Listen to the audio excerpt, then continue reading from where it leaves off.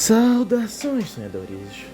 Fiquei aqui um tempo de recesso por conta do Natal, essa coisa, mas, como disse, não vai demorar muito para sair vídeos novos. E bom, como o meu vídeo de Ace Attorney até que deu um bom rendimento, vamos aqui falar do Dual Destiny, que eu não vejo muita gente falar dele aqui no Brasil, e poucas na verdade, que é a primeira aventura de Phoenix Wright sem o seu autor original. Será que se saiu bem? É isso que a gente vai ver agora.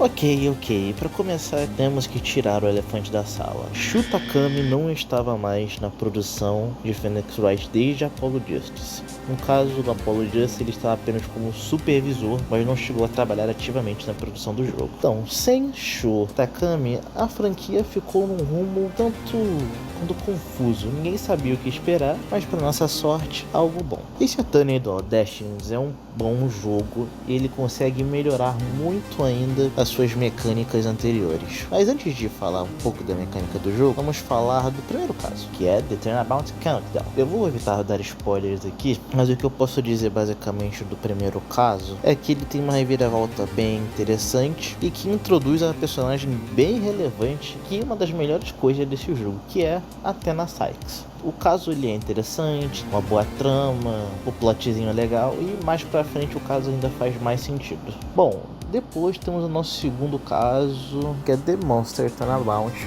que é um caso que vamos controlar o Apollo.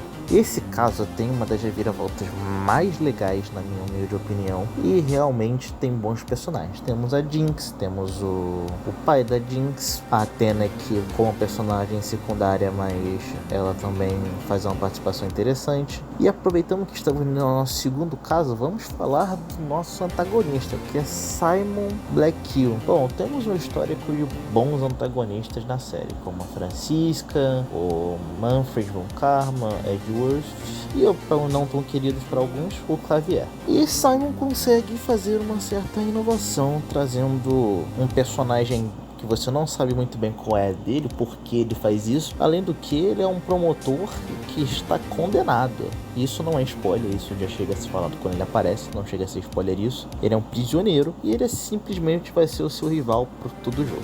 Bom, é um caso interessante, que tem uma boa reviravolta, e o Apollo mais uma vez prova ser um advogado que realmente merece estar na agência de Phoenix. Próximo, que é The Turnabout Academy, primeiro caso que a gente vai jogar com Athena. E no início eu fiquei meio de pé atrás, porque eu não sabia o que esperar da Athena, porque ela parece ter um passado com as cortes. Isso não é explicado no começo, não é um plot bem no final que eu não vou falar aqui, porque eu acho que você realmente tem que jogar o jogo. Mas eu fiquei surpreso. A Athena é uma ótima personagem, divertida, carismática, alegre, vai te tirar algumas risadas, principalmente com o Widget, que é o equipamento que ela vai usar durante o jogo. Esse caso tem uma coisa que eu acho que deixa ele o melhor caso, o segundo melhor caso do jogo, que ainda temos o último caso, que é o fato dele ter uma amizade entre os três personagens que são os alunos da academia, que são a Juniper,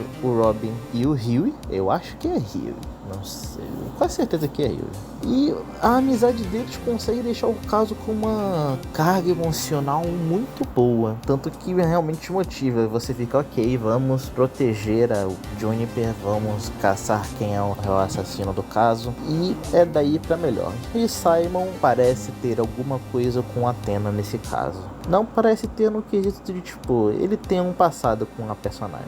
Bom, temos o penúltimo caso, que é o The Cosmic Turnabout. Um caso que o Apollo aparentemente está diferente. É um caso que pode parecer um pouco, como eu posso dizer, um pouco surpreendente, porque a gente viu o Apollo de uma maneira que a gente não viu antes. O Apollo sempre foi aquele personagem mais tranquilo, mais de boa, e aqui a gente vê ele numa versão super séria. Até a estética dele, como vocês vão estar podendo ver na edição, a estética dele está diferente, está enfaixado com esse jaquetão aí, então já deixa os fãs curiosos para ver o que acontece nesse caso. E esse caso tem uma reviravolta impressionante. O que obviamente eu não vou falar aqui, porque faz parte dos mistérios mais importantes do jogo. E chegando para o último caso do jogo, Turnabout for Tomorrow. Bom, esse caso tem como principal objetivo finalizar os mistérios deixados abertos no último caso. E ele faz isso? Faz muito bem. Traz um fanservice, que é trazer um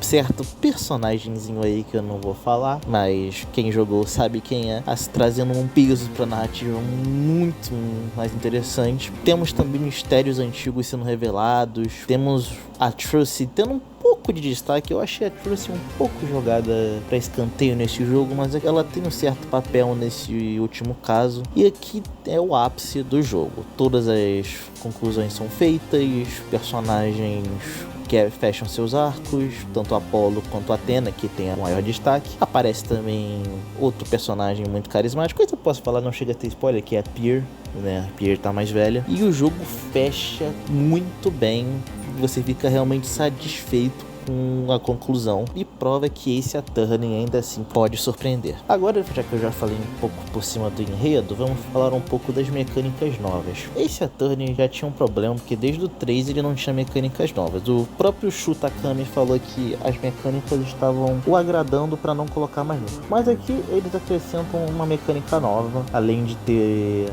a mecânica da percepção do Apollo, tem também a percepção da matriz emocional da Athena, que é basicamente você tem que achar a emoção errada para conseguir a verdade. Eu confesso que pode parecer um pouco confuso no início, mas depois faz sentido e você acaba pegando o jeito. E é uma mecânicazinha bem interessante. E também agora você sabe quantos statements tem cada depoimento. Então isso facilita bastante na hora de você ver. E também, caso você for meio sonso igual eu, se você errar muitas vezes, o próprio jogo vai te falar qual statement que tem a prova que você tem que apresentar. Ele não vai te falar a prova, mas ele fala o statement, o que já ajuda muito. Você pode ficar chutando por meia hora qual foram as provas. Tá aí falando um pouco do gráfico.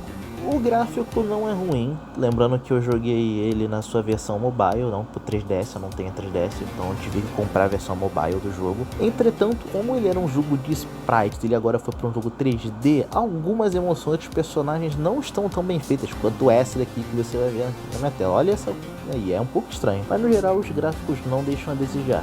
Lembrando que não foi para um 3DS e depois foi remasterizado para o Android. E que bom, concluindo aqui a nossa análise do jogo, eu diria que ele é um ótimo jogo, mas ele tem a demanda que você tem que jogar todos os outros da trilogia, inclusive o Apollo Justice. Talvez eu faça um vídeo falando do Apollo Justice, mas pro jogo eu dou uma nota 8. É um ótimo jogo, recomendo que vocês joguem. E é isso, bom, espero que vocês tenham gostado do vídeo, dá like, se inscreve aí se gostou, e espero que vocês tenham ótimos sonhos essa noite.